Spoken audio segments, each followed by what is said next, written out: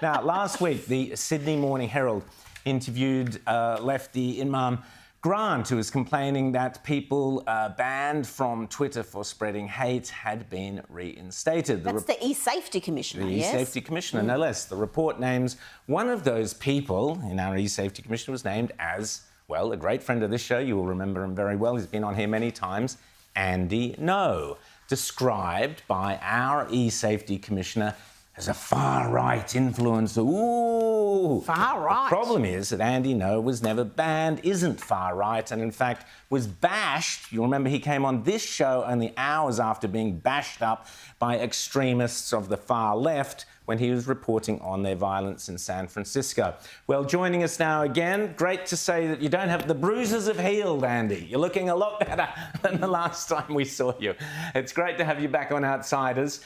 So tell us, what do you make of the E-Safety Commissioner of Australia identifying you as some dreadful, terrifying right-wing extremist? I think what we're witnessing in Western liberal societies, your country, my country, Britain, and others in the EU, is the incremental move towards tyranny. And it's may not be as obvious to those who don't pay close attention to politics, because how they're doing it is they're branding that effort. The governments are doing it under the guise of preventing disinformation, misinformation, or hate speech. And when you frame it that way, instead of saying what it is, which is censorship and suppression of free expression, you're going to get more people to go on board or not really see it as a problem. And that's really quite what's scary to me. So the targeting of me by this senior reporter at the publication, if you read that paragraph, she names off various other far-right extremist groups, neo-Nazi groups, and then lumps me in with it, and inaccurately states that I was somebody who benefited from being reinstated by Elon Musk. That was false. I was never banned from Twitter, so I was never reinstated because I've been on this entire time. Andy, was this senior reporter from the Nine Papers, did she try to check with you this information before publication to see if you were indeed banned? And, you know, if you were banned, was it because you were extreme right-wing, or did they just go to print without any effort to reach out to you? It just went to print. And actually, I wouldn't have even known about this if you had not tagged me in a tweet with a screenshot of what was printed in the newspaper. I was never reached for comment. In fact, I tagged this particular reporter. She never responded to my tweet. She never DM'd me back, anything like that. So, you know, that's, you know, my criticism of the reporter is a side issue thing. I think the bigger issue is we're seeing governments under the guise of safetyism and fighting. Well, Andy, we've got here in Australia a new Misinformation and Disinformation Act or bill that's being put up by our Labor government. I'll be talking about that later in the show. It's exactly what you're warning about. But James. Andy, I want to ask you, you've covered extensively gay pride, which has been going on for the last month in the USA. We've been horrified at some of the images here. You've got men walking naked in front of children. You've got people saying we're coming for your children, all sorts of crazy things. What's the reaction like in the US? And is there the perception that this is getting more and more obscene? And what's driving that?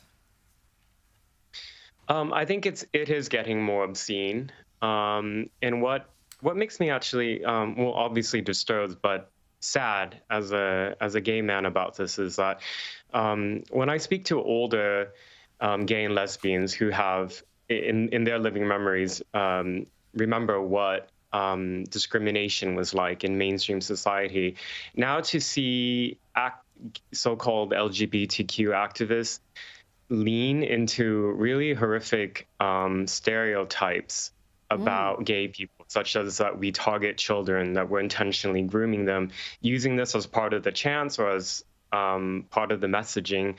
I don't know why you would be doing that if you're spitting on the legacy of gay men and women who before us work so hard to show society that we are equals and deserving of that equality under the law. It's undermining, I think, mainstream support for people like me, actually, through these type of acts. Is there a pushback within the gay community? There is, but if you're like me who speaks out, you're treated as some type of heretic that needs to be expunged. This is the problem with having representatives, so-called representatives, speak on your behalf, because in my country, in your country, all the legacy so-called LGBT organizations have essentially abandoned the G and the L to really embrace the trans and the queer political ideology. Andy, we're just going to play that one clip of them, of activists yelling out, "We're coming for your children." Just have a listen to this.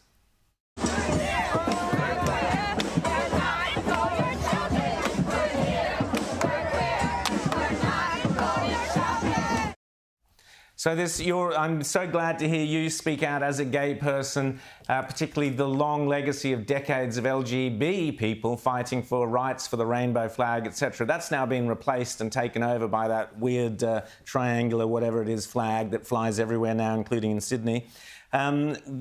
We need more gay people to speak up from those battles and say we have completely, because the militant transgender agenda can be deeply homophobic. And yet we're not hearing that from the gay community. And particularly this focus on children and grooming children and coming for your children and all the rest is so shocking. When are we going to get the gay community being as brave as you are and actually standing up and saying enough is enough?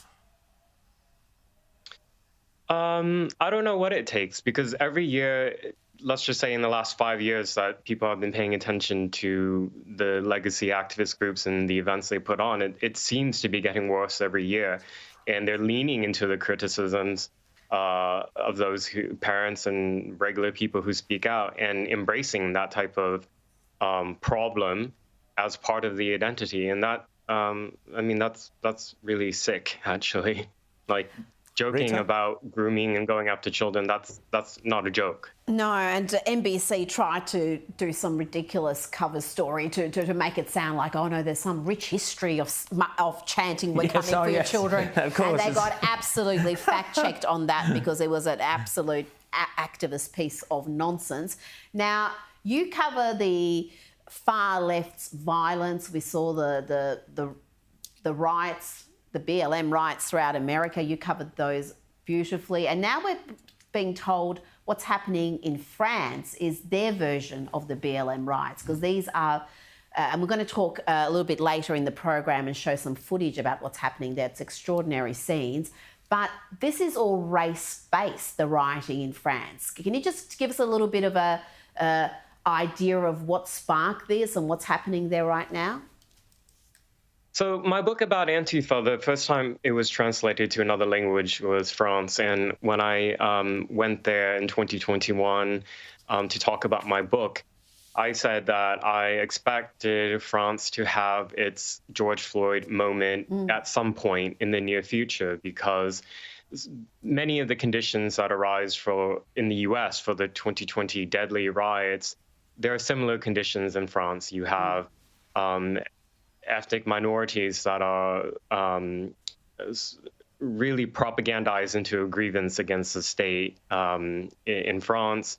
In addition to that, you have religious extremists and anarchists and Antifa and far-left extremists all really trying to use anything they can to carry out what they believe is acts of revenge against the state. And the fact that the police involved shooting death of the French Algerian youth, it was caught on video. It provided that moment. It was spread around on social media, just like the George Floyd situation in the United States. And that was the fire to, I guess, this puddle of gasoline that's already been set for years by racial grievance activists and the far left in France. Andy No, always great to chat to you. Thanks so much for coming on Outsiders again. Keep up the great work with the Post Millennial there, and we'll speak to you soon. Thanks so much, Andy No.